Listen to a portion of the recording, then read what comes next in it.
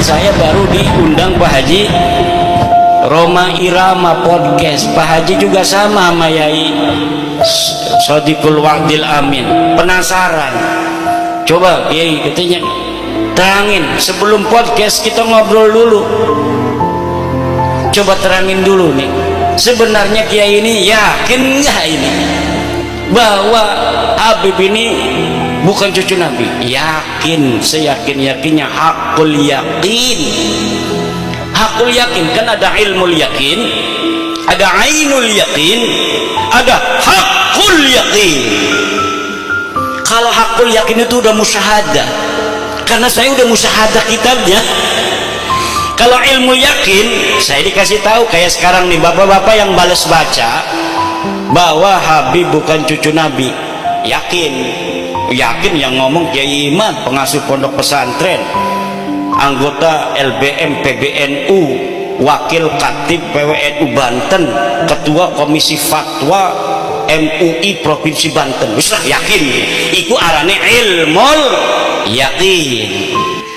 Ada yang ketiga, hakul yakin. Hakul yakin itu karena memang sudah tahu algoritmanya, meneliti seluruh kitab yang berkaitan dengan nasab ini.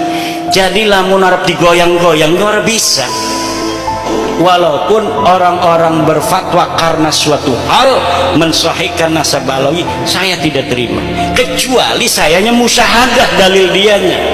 Si Kima dalilnya bohong-bohongan kabeh, mau nasi marah-marah wong Tanggul kan katanya Imad Dajjal ini ada kitabnya, kitab abad keempat, sudah sahih di sini disebutkan bahwa Ubaid anaknya Ahmad. Ini kitab namanya Abnaul Imam. Wah, Abnaul Imam sudah saya bahas hampir 2 tahun yang lalu ketika pertama kali saya mengeluarkan tesis saya. Seorang kiai dari Pelamunan Banten datang ke rumah saya, manggilnya Abah sama saya, kiai dari Pelamunan, sekarang ketua PCNU Kabupaten Serang sekarang, namanya Gus Robi. Abah, ini ada kitabnya ini, karena dia mondoknya di Yaman. Ini ada kitab Abnaul Imam fi Misr wa Syam.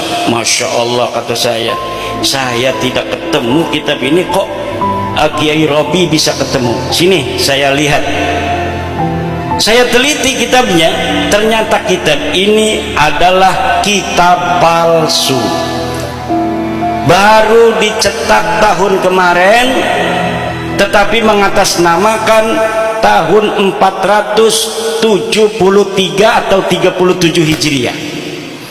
Ternyata kitabnya itu kitab aslinya 20 lembar, dikarang oleh orang yang ada di tahun 199 Hijriah, hanya menerangkan anaknya Sayyidina Ali dan cucunya Sayyidina Ali, Abnaul Imam fi Misra wa Syam Al-Hasan wal Husain. Tidak menerangkan yang lainnya karena tahunnya saja masih tahun 199 Hijriah, sedangkan Ubaid itu wafatnya 383 Hijriah.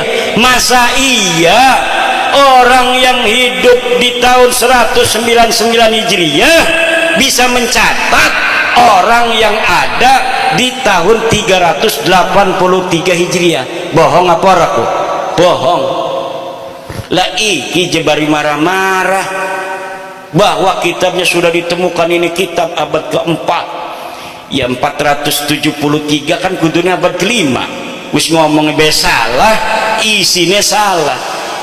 Kalau misalnya kitab itu benar, itu sing cerdas-cerdas kan sing ngebela kayak Rumel Abbas, kayak Idrus Romli, itu dulu yang akan dipakai untuk menjawab saya. Profesor Said Agil Al-Munawwar pasti akan membawa dalil itu kepada saya. Tetapi kenapa mereka tidak membawa? Karena mereka pun tahu itu kitab palsu, dan kepalsuan itu diakui di mukaddimahnya ada. mukaddimahnya ini kitab dikarang pada 199, tetapi kemudian ditambahi pada abad ke-12, ditambahi lagi pada abad sekian, ditambahi lagi oleh yang terakhir Yusuf Jamalul Lail yang baru wafat beberapa tahun kemarin. Lah iku kitab Murtadho Az-Zabidi yang katanya adalah menetapkan dan mengisbat Ba'alwi, itu kitabnya juga palsu. Kitab palsunya dari mana sih? Kiai tahu aja kalau palsu. Karena percetakan itu biasa dicetak itu menggunakan jasa peneliti. Misalnya nih ada manuskrip ditemukan di Rumbia, manuskrip ini atas nama Pangeran Diponegoro, panggil dari UI, pilolog suruh nyetak. Tetapi peneliti tidak akan bohong, dia akan cerita manuskrip ini memang dikatakan tulisan Pangeran Diponegoro, tetapi dilihat dari kertasnya tidak memungkinkan dia berada pada masa Pangeran Diponegoro. Kertasnya ini dicetak atau diproduksi pada tahun 1950, sedang di Panganogoro tahun 1825. Dari jenis tulisan yang ditulis pun tidak mencerminkan tulisan yang dipakai pada tahun 1825. Ini adalah tulisan abad ke-20. Itu tahu. Begitu yang terjadi dengan kitab Ar-Raudul Jali karangan Syekh Murtadho Az-Zabidi.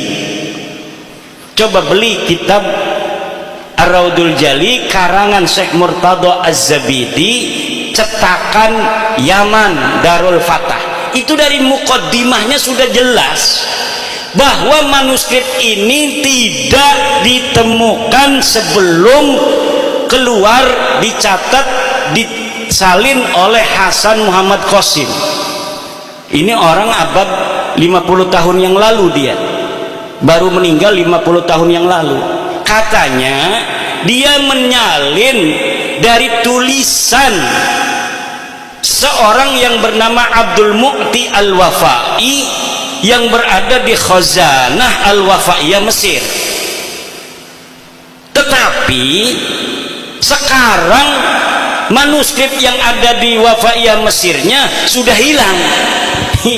Premen dia bisa nyatet, barang kasih catat bisa hilang iku. Kenapa begitu? Itu bukti bahwa sebenarnya manuskrip itu tidak ada sama sekali. Karena beberapa klaim mereka punya manuskrip di dalam sebuah kitab yang namanya Uqudul Almas karya Alwi bin Thahir, setelah saya konfirmasi di kitabnya bohong.